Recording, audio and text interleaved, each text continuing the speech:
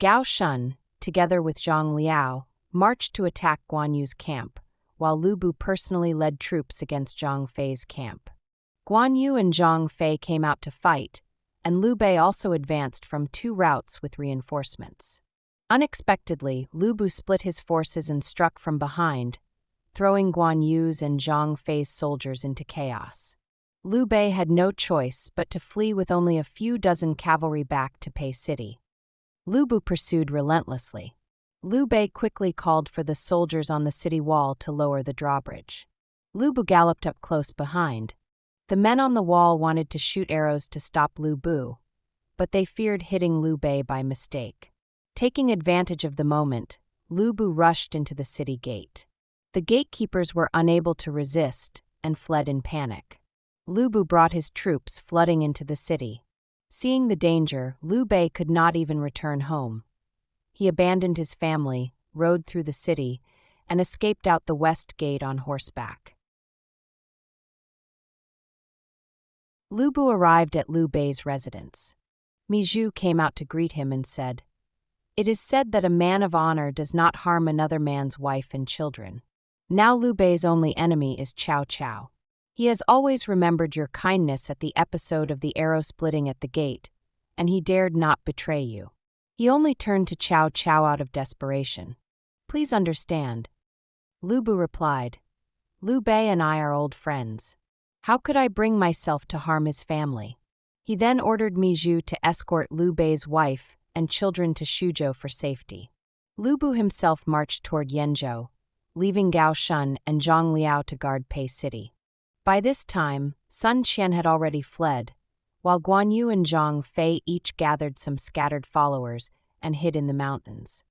Meanwhile, Liu Bei rode on in his escape when someone caught up from behind. It was Sun Qian. Liu Bei said, "I know nothing of the fate of my brothers. My family is lost. What should I do?" Sun Qian advised, "We should first seek refuge with Cao Cao, and then think of a plan." Liu Bei agreed, and they traveled by small paths toward Su. On the way, their food ran out, and they often begged from villages. Whenever people heard it was Liu Yuzhou, they rushed to give him food and drink. One day, Liu Bei stayed overnight at a villager's home. A young man came out to greet him. His name was Luan, a hunter. Luan, hearing Liu Yuzhou had arrived, wished to offer wild game, but having failed to catch any, he killed his own wife and served her meat to Liu Bei. When Liu Bei asked, "What meat is this?" Luan replied, "Wolf meat." Liu Bei thought nothing of it and ate his fill before sleeping. The next morning, when Liu Bei went to the backyard to fetch his horse, he saw a woman's corpse in the kitchen with the flesh of her arms cut away. Shocked, he learned the truth, that the meal had been Luan's wife's flesh. Greatly moved and sorrowful, Liu Bei mounted his horse in tears and departed. Luan said, "I would have followed you, my lord, but I still have an aged mother at home. I dare not leave." Liu Bei thanked him and continued his journey until he reached Liangcheng. There he saw dust rising in the distance and realized an army was approaching. Knowing it was Cao Cao's forces, Liu Bei and Sun Qian went straight to the main camp to meet Cao Cao. He told of losing Pei, his brothers scattered, and his family displaced. Cao Cao wept upon hearing it. Liu Bei also told him of Luan's sacrifice. Cao Cao ordered Sun Qian to deliver 100 taels of gold as reward to Luan.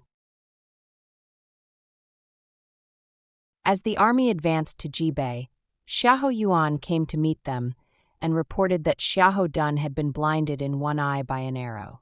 Cao Cao went to see him and ordered him back to Su to recover. At the same time, scouts reported that Liu Bei had joined forces with Chun Gong, Zhang Ba, and other Taishan bandits to attack the counties of Yanzhou. Cao Cao immediately sent Cao Ren with 3,000 troops to seize Pei, while he personally led the main force with Liu Bei against Liu Bei. Reaching Shandong, near Shao Pass, they encountered Sun Guan, Wu Dun, Yin Li, and Chang Shi, who blocked the road with 30,000 men.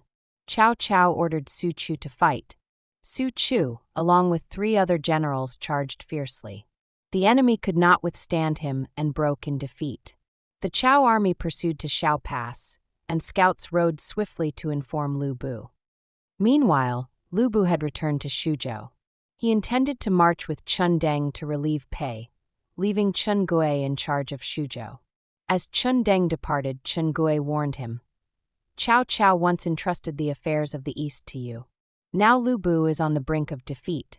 You must devise a plan to counter him." Chen Deng said, "I will manage matters outside. If Liu Bei returns defeated, father, you and Mijou must guard the city and deny him entry. I will find a way to escape." Chen Gui said, "But Liu Bei's family is here, and he has many confidants." "What then?" Chen Deng replied, "I have a plan." He then told Liu Bei, "Xuzhou is surrounded, and Cao Cao must be advancing with full force. We must secure a retreat. If we move provisions to Xiapi, then even if Xuzhou falls, Xiapi will sustain us." Liu Bei agreed. "Good idea. I will move my family as well." He ordered Song Xian and Wei Su to escort his family and provisions to Xiapi, while he himself set out with Chen Deng to relieve Xiao Pass. On the road, Chen Deng said, "Let me scout the pass first. Once I assess Chao's army, you can act." Liu Bei agreed. When Chen Deng reached the pass, Chen Gong came out to meet him. Chen Deng said, "Liu Bei is angry you have not attacked and is coming to punish you." Chen Gong replied, "Cao Cao's army is powerful. We must not act rashly. Better to hold the pass firmly and advise the Lord to defend Pei." Chen Deng agreed outwardly, but that night he saw that Chao's troops were already at the foot of the pass. He secretly shot down 3 letters to Cao Cao and then rode back to Liu Bei, claiming, "The men at the pass wish to surrender. I left Chen Gong to guard it. If you attack tonight, we will have inside support." Liu Bei rejoiced. "Without you, this pass would already be lost." He hurried forward, but in the night battle confusion, Liu Bei's men clashed with Chen Gong's. Cao Cao's troops, seeing the signal fires, rushed in, scattering Sun Guan's forces. By dawn, Liu Bei realized he had been deceived. He fled with Chen Gong back to Xuzhou, only to be barred from entry by Mijou, who shouted from the battlements, "You seized my lord's city. Now you must return it. You cannot enter." Enraged, Liu Bei demanded, "Where is Chen Gui?" Mijou shouted, "I have already killed him." Furious, Liu Bei asked Chen Gong, "Where is Chen Deng?" Chen Gong retorted, "Why ask about that traitor?" Finding Chen Deng gone, Chen Gong urged Liu Bei to head for Pei. On the way, they met Gao Shun and Zhang Liao, who claimed, "Chen Deng reported you were surrounded, so we came to rescue you." Chen Gong warned it was another trap. Liu Bei, swearing to kill Chen Deng, rushed to Pei, but found the city already taken by Cao Ren. On the walls stood Chen Deng, who denounced him as a rebel. At that moment, Zhang Fei charged from behind, soon joined by Guan Yu, while Cao Cao's main force arrived. Liu Bei, surrounded, fought his way eastward with Chen Gong, pursued closely by Chao's troops. Exhausted, he was blocked by Guan Yu, and Zhang Fei pressed from behind. Liu Bei barely escaped with Chen Gong to Xiapi, where Ho Cheng received him. Meanwhile, Guan Yu and Zhang Fei reunited joyfully with Liu Bei, weeping as they recounted their trials. Together they presented themselves to Cao Cao, who entered Xuzhou. Mijou reported that Liu Bei's family was safe, bringing great joy. Chen Gui's family also submitted. Cao Cao held a great banquet, seating himself in the center, Chen Gui on the left, and Liu Bei on the right, with other officers around. After the feast, Cao Cao rewarded Chen Gui and Chen Deng, granting titles and fiefs. Cao Cao, pleased with taking Xuzhou, next planned to attack Xiapi. Advisor Cheng Yu warned, "Liu Bei now has only Xiapi. If pressed too hard, he will fight to the death or turn to Yuan Shu. If they ally, it will be dangerous. Better to guard Huainan, watching Liu Bei inside and Yuan Shu outside, while not neglecting Zhang Ba and the other bandits." Cao Cao agreed. "I will handle the eastern forces. Liu Bei will guard Huainan." The next day, Liu Bei left Mizhu and Jianyong in Shuzhou and went with Sun Qian, Guan Yu, and Zhang Fei to guard Huainan. Cao Cao advanced to besiege Xiapi. Inside, Liu Bu felt secure with provisions and the Sea River defenses.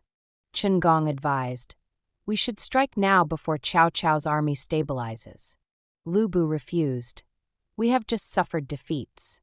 Better to wait until they attack and drown in the Sea River." Cao Cao soon completed his encampment and called Liu Bu to parley. Standing atop the walls, Liu Bu listened as Cao Cao said, "I hear you wish to ally with Yuan Shu. Yuan Shu is a traitor. You once had merit in opposing Dong Zhuo. Why throw it away now? If you surrender early, you may share in restoring the Han and be ennobled."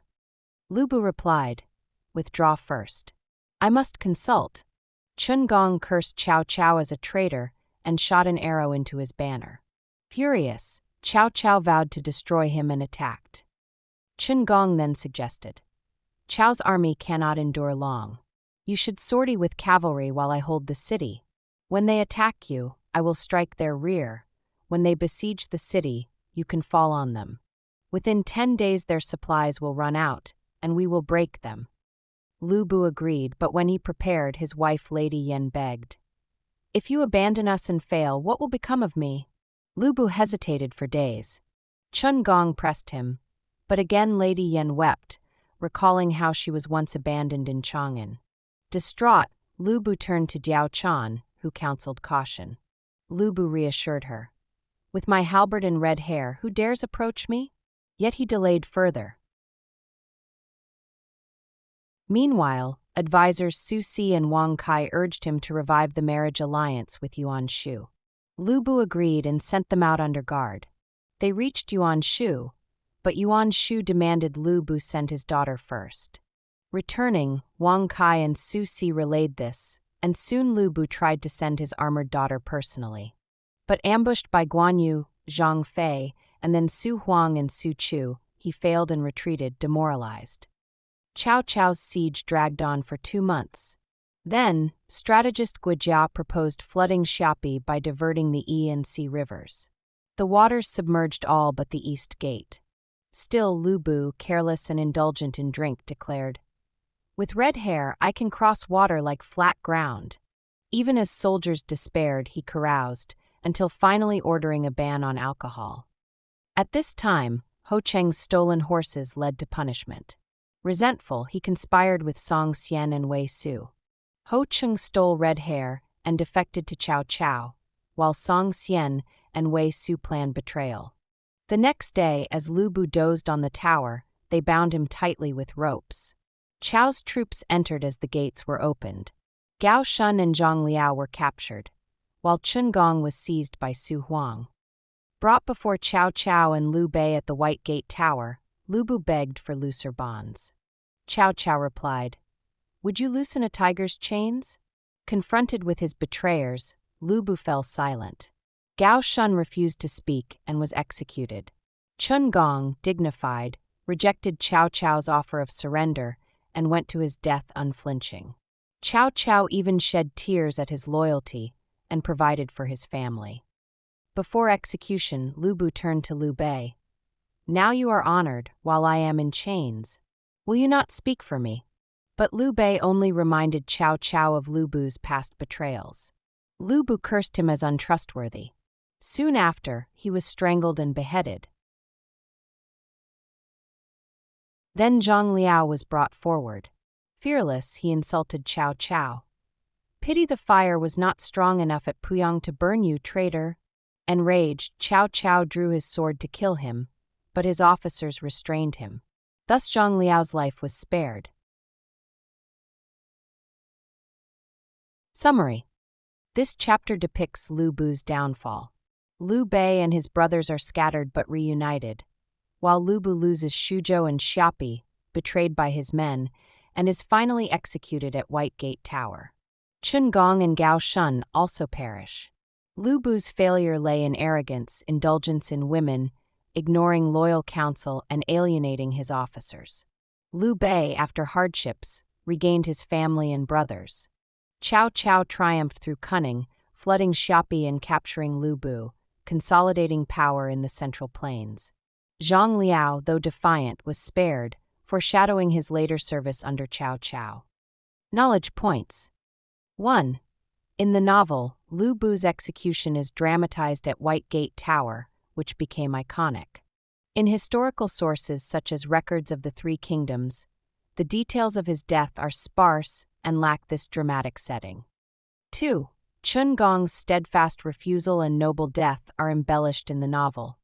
Historically, he was executed, but the speeches and scenes were later literary additions. 3. Diao Chan's role is purely fictional. In history, Liu Bei's fall was due to military defeat and betrayal, not because of a femme fatale.